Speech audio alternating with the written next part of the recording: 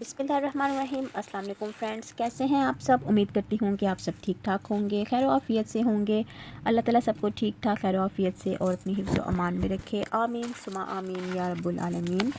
लेकिन मैं अपनी इस टॉपिक को सेट कर लूँ। जी जनाब, टॉपिक ऑफ द डे है हमारा कि हमने डिफरेंस देखना है सोल प्रोप्राइटरशिप में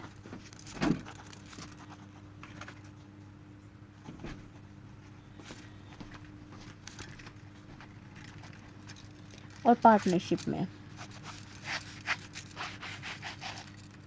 सोल प्रोप्राइटरशिप और पार्टनरशिप जो बिज़नेस है इसके दरमियान में क्या फ़र्क है। पार्टनरशिप जो है साइड पर देख लेते हैं।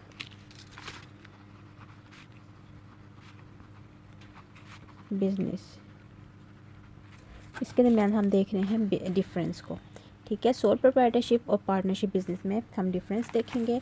तो सबसे पहले देख लेते हैं डेफिनेशन।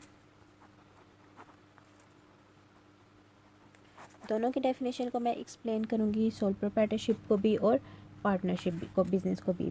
सोल प्रोप्राइटरशिप जो बिज़नेस होता है इसमें क्या होता है, ये एक ऐसा बिज़नेस है, it is a business model where an individual is an owner, जिसमें सिर्फ और सिर्फ एक शख्स, एक पर्सन ही जो है वो क्या होता है, ओनर होता है। As well as the operator of the business, ना सिर्फ वो ओनर होता है बल्कि वो बिज़नेस का, वो वाला जो बिज़नेस है उसका ऑपरेटर भी है। मतलब कि वो बिज़नेस का मालिक भी है और उस बिज़नेस को चला भी रहा है। ठीक है। और जो पार्टनरशिप होता है, पार्टनरशिप में क्या होता है, it is a business model where 2 or more person agrees to carry on business. यहाँ पे 2 और मोर पर्सनस होते हैं जो कि बिज़नेस को कैरी ऑन कर रहे हैं। ठीक है, 2 या 2 से ज़्यादा लोग होते हैं जो बिज़नेस को चला रहे होते हैं। और जो उनके प्रॉफिट्स और लॉस होते हैं वो इन जितने भी लोग होंगे, 2 या 2 से ज़्यादा लोग होंगे, अगर उस बिज़नेस का प्रॉफिट है या लॉस है उन लोगों में इक्वली डिवाइड होगा।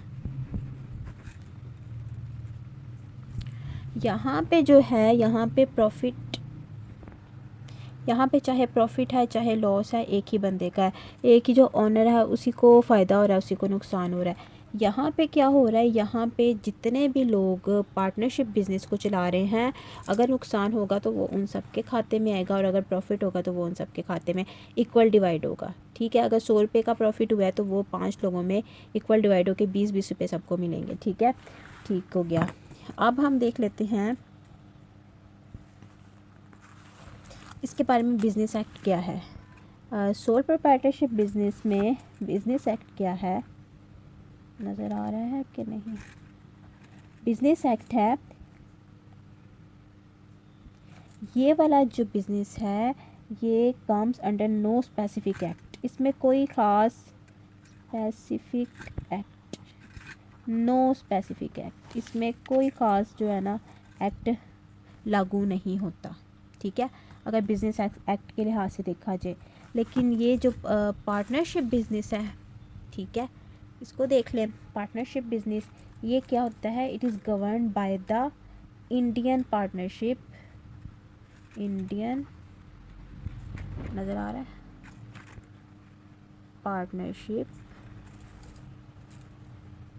एक्ट 1932 के मुताबिक है ये, 1932।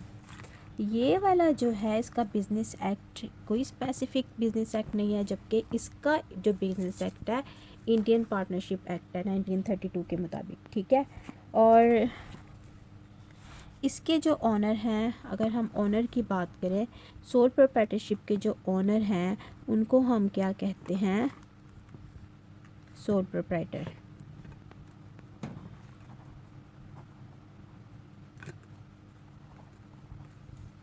ठीक है, और इसके जो ओनर्स होते हैं वो क्या कहलाते हैं, individual member known as partner and collectively known as firm. अगर आप अलग अलग इंडिविजुअल बात करें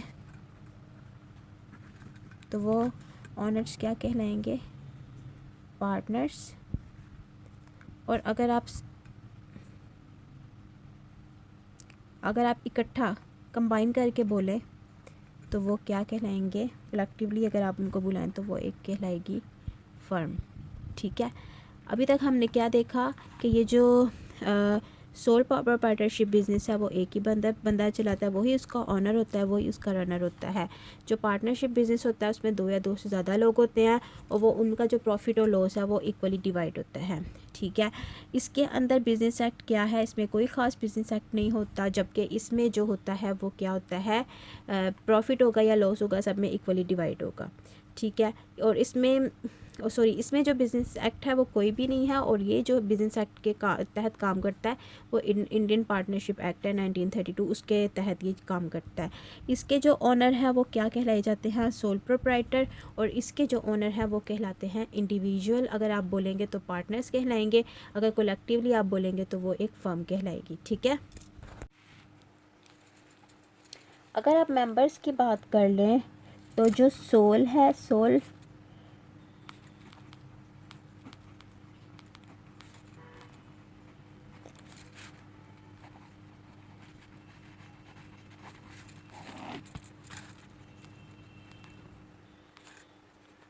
जो सोल प्रोप्राइटरशिप है उसके अंदर इनकॉर्पोरेशन जो होती है, अगर आप इनकॉर्पोरेशन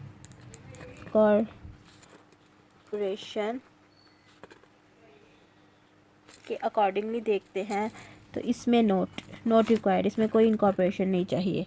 ठीक है, जबकि इसमें जो है इनकॉर्पोरेशन जो है वो वॉलंटरी है। ठीक है, अगर आप बात करें इसके मिनिमम मेंबर्स की,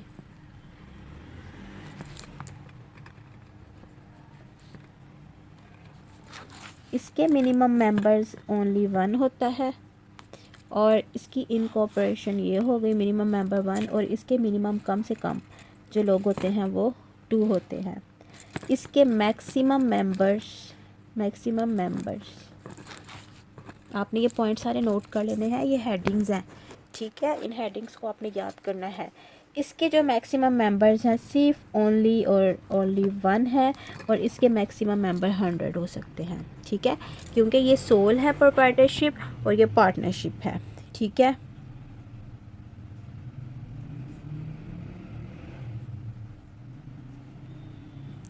फ़िलहाल जी आज हमने जितने भी इसके सोल प्रोप्राइटरशिप बिज़नेस और पार्टनरशिप बिज़नेस के पॉइंट्स देखे, उनको अगर आप अलग अलग तरीके से हेडिंग बना के लिखना चाहें तो वो किस तरह से थे। सबसे पहले आपने डेफिनेशन की हेडिंग दे दी।